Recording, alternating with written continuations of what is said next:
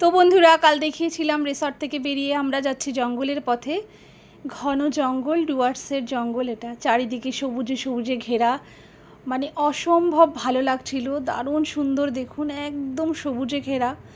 ওখান থেকে আমরা এখানে একটু দাঁড়ালাম, মানে এখানে হাতির করিডোর আছে সেটা দেখার জন্যে। মানে হাতিরা নাকি সব জায়গা দিয়ে বেরোয় না, ওরা নিজস্ব পথ দিয়েই বের হয়। তোমাদের প্রকৃতি আজ সবুজ প্রকৃতির মাঝে মিলেমিশে একাকার হয়ে গেছে। এই যে মহাকালেশ্বর মন্দির, এখানেই হাতি বাবাজি আসেন কলা খেতে। তাই ওই যে একটা করিডোর দেখা যাচ্ছে হাতিদের, ওখান দিয়েই নাকি হাতিরা বেরোয়। যদিও আমাদের দর্শন হয়নি। ওখান থেকে আমরা আবার উঠলাম গাড়িতে। এই যে চলেছি জঙ্গলের পথ ধরে দূর, বহু দূরে নিজেদের সব গন্তব্যে। আসলে গন্তব্য বলাটাও ঠিক হবে না, ঘুরতে যাওয়া, কিছুক্ষণের জন্যে নিজের চোখকে মোহিত করা।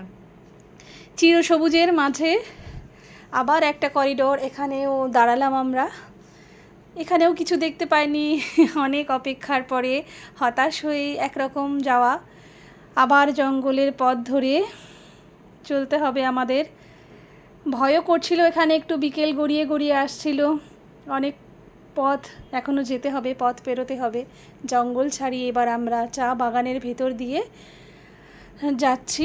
এবার আমরা যাব মূর্তি নদীর কাছে। মূর্তি নদী দেখে আমরা ফিরবো, কারণ অনেকটাই বিকেল হয়ে গেছে, প্রায় সন্ধ্যা ছুঁই ছুঁই।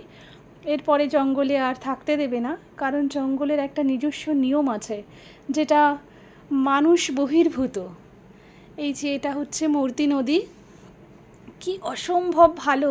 কিন্তু মূর্তি নদীতে এবার একটু জল দেখলাম, এতটা আগের বারে আমরা দেখে গেছিলাম এত জল ছিল না, অনেকটা শুকনো ছিল। আর মূর্তি নদীর স্পেশালিটি হচ্ছে এখানকার রংবাহারি পাথর, বিভিন্ন শেপের, বিভিন্ন সুন্দর সুন্দর সব পাথর। জলে আমরা নামতে পারিনি, আমার দিদি আর আমার মেয়ে নেমেছিল, যদিও সেটা শ্যুট করা হয়নি। এই যে দেখুন, আর আমরা নামতে পারিনি জলে, ভয়ও করছিল। ওই যে সূর্য প্রায় অস্ত যাবে যাবে, কি ভালো লাগছে দেখুন, অদ্ভুত, মানে এত মনোরম দৃশ্য, সত্যি মনে হয়। এটা দেখুন একটা লোকাল ফেস্টিভ্যাল এখানকার মানুষদের। এটা হচ্ছে, ওরা বলে বিপত্তারিণী পুজো। অ্যাকচুয়ালি আমাদের এখানে যেভাবে হয় ওদের হয়তো একটু আলাদা সিস্টেমে হয়। এটা লোকাল ফেস্টিভ্যাল। সন্ধ্যা হয়ে গেছে, আমাদের তো আর থাকার অনুমতি নেই। এটা আমরা ফিরছি এখন অন্ধকারের বুক চিরে, গভীরতার পথে, একদম নির্জন অন্ধকার দিয়ে আমরা সবাই যে যার গন্তব্যে এবার ফিরছি। এবার পেয়েছে আমাদের খিদে, আর খিদেকে তো সংবরণ করা যাবে না। আর পাহাড়ে গেছি, নর্থ বেঙ্গল মানেই মোমোস, চাউমিন, এগুলো তো খেতেই হবে। আমরা চাউমিন খেলাম, মোমো খেলাম, আর আমার দিদির ছেলে অ্যাজ ইউজুয়াল সে বার্গার খাবে। ওই যে রাতটা কাটলো কোনোভাবে, সকালবেলা উঠে আমরা আমাদের আবার উদ্দেশ্য পথে রওনা হব। এবার আমরা যাব লামাহাটা। জানি না, অনেক বন্ধুরা লামাহাটি বলে, লামাহাটা বলে। অদ্ভুত সুন্দর পাহাড়ের সৌন্দর্য, সেটা ভাষায় বর্ণনা করে আমি হয়তো আমার বন্ধুদের বোঝাতে পারবো না। আমার সব বন্ধুরা দেখেছে, কিন্তু প্রকৃতির সাথে পাহাড় দেখার আনন্দটা আরেকবার। আস্তে আস্তে আমরা পাহাড়ের দিকে এগিয়ে চলেছি, বন জঙ্গল, চা বাগান। সকালবেলা ব্রেকফাস্ট করতেই হবে। আমরা একটা লামা হোটেলে দাঁড়িয়েছি, এখানে আমরা একটু ব্রেকফাস্ট করে নেব, তারপরে সারাদিনের উদ্দেশ্যে পথে আমরা রওনা হব আবার।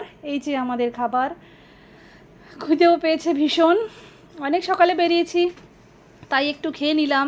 এই যে আমাদের পথ পেরোনোর রাস্তায় আমরা আবার চলেছি। দারুণ সুন্দর দেখুন না, মানে সাইডগুলো এত সুন্দর, যেটা আমি জানি না কেন পাহাড় আমায় এত টানে। অদ্ভুত সুন্দর রাস্তাটা, গাড়ি করে আমরা যাচ্ছি। যদিও সামনে থেকে আমাকে ভিডিওতে আনিনি আমি, একটু প্রবলেম ছিল। কিন্তু দেখুন, আসলে আপনাদের সাথে করে আমি পাহাড়টা দেখব, সেই জন্যেই। এটা হচ্ছে তিস্তা নদী। মানে পাহাড়ের কোলে নদী থাকবে না, এটা ঠিক একটা মানানসই ব্যাপার নয়। এত সুন্দর নদীর দৃশ্য, পাহাড়ের মধ্যে মধ্যে জল থই থই করছে, মানে অদ্ভুত একটা সৌন্দর্য।